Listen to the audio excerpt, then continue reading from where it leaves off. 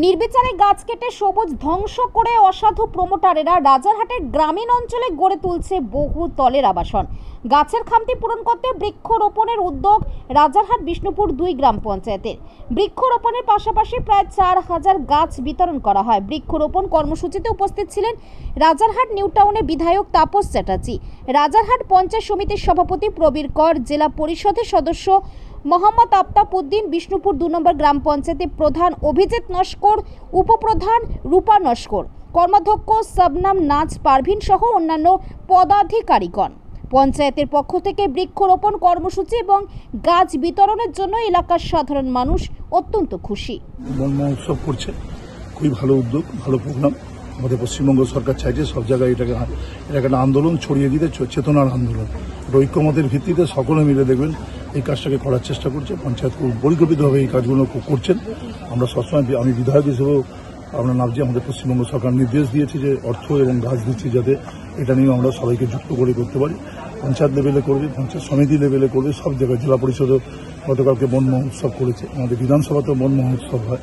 সারা পৃথিবীতে আজকে উষ্ণায়ন হচ্ছে প্রধান শত্রু, তার বিরুদ্ধে সমস্ত পৃথিবীর মানুষ তার বাঁচার সাথে আগামী দিনের সুনাগরিকত্বের সাথে এই আন্দোলনকে আমরা এগিয়ে নিয়ে যাব। এবং বিষয়টা একদম সঠিক, মানে যেভাবে গাছ কাটা চলছে এই ধারা যদি বজায় থাকে আর 20-30 বছর, তাহলে নিশ্চিতভাবে আগামী দিনে আমরা আরও বিপদের সম্মুখীন হব। তার জন্যই আমরা চেষ্টা করছি মানুষ সচেতন না হলে কিচ্ছু হবে। একদিকে যেমন গাছ দেওয়া হচ্ছে, তার সাথে সাথে মানুষকে সচেতনও করা হচ্ছে। যার যেটুকু যেরকম ফাঁকা জায়গা আছে তারা যেন নিজেদের মতো করে একটা গাছ অন্তত বসায়। যেখানে ফাঁকা জায়গা আছে সেখানে গাছ বসাতে হবে। যারা বড় বড় প্রমোটিং করছে তারাও গাছ বসায়, কিন্তু সমস্যাটা গাছের বসাতে গেলে আগে যেমন রাস্তার দুধারে বিশাল ফাঁকা জায়গা ছিল, সেই জায়গাগুলো গাছ বসানো হতো। এখন সেই সরকারি জায়গাও কিন্তু রাস্তা চওড়া হচ্ছে, 2 লেন থেকে 4 লেন রাস্তা হয়ে গেছে, সুতরাং ফাঁকা জায়গাও শেষ হয়ে গেছে, রাস্তার ধারেও গাছ বসানোর জায়গা নেই। তাই যাদের যেখানে যেরকম পরিমাণ জায়গা আছে সেই জায়গায় গাছ বসানোর জন্য আমরা অনুরোধ করছি মানুষের কাছে। এটা সবারই কাজ, এটা বিশ্বের একটা বড় সমস্যা। সেই সমস্যা থেকে উৎখাত করতে গেলে বিশ্বের মানুষকে আরো অনেক বেশি এই বিষয়ে সচেতন হতে হবে। বিশ্ব উষ্ণায়নকে রুখতে গেলে গাছের বিকল্প কিছু নেই, ঠিক আছে? তার জন্যই আমাদের পঞ্চায়েত থেকে উদ্যোগ নেওয়া হয়েছে। আমাদের পঞ্চায়েতের পক্ষ থেকে আজকে 4000 চারা গাছ, ফল এবং বৃক্ষ দুরকমই গাছ আমরা পঞ্চায়েত থেকে দিয়েছি।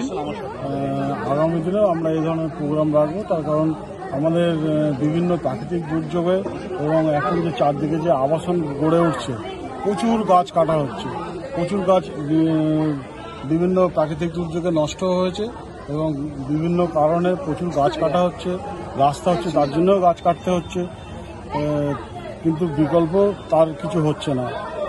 গাছের বিকল্প গাছই একমাত্র। তার জন্য আমরা গাছ কিছুটা হলেও চেষ্টা করছি গাছ লাগানো, এবং আমরা প্রত্যেক বছর পঞ্চায়েত থেকে এইভাবে আমরা গাছ লাগাতে থাকবো। সবাইকে বলবো আমি গাছ লাগাতে। একটি গাছ একটি প্রাণ, কারণ হচ্ছে গাছ আমাদের অক্সিজেন প্রদান করে।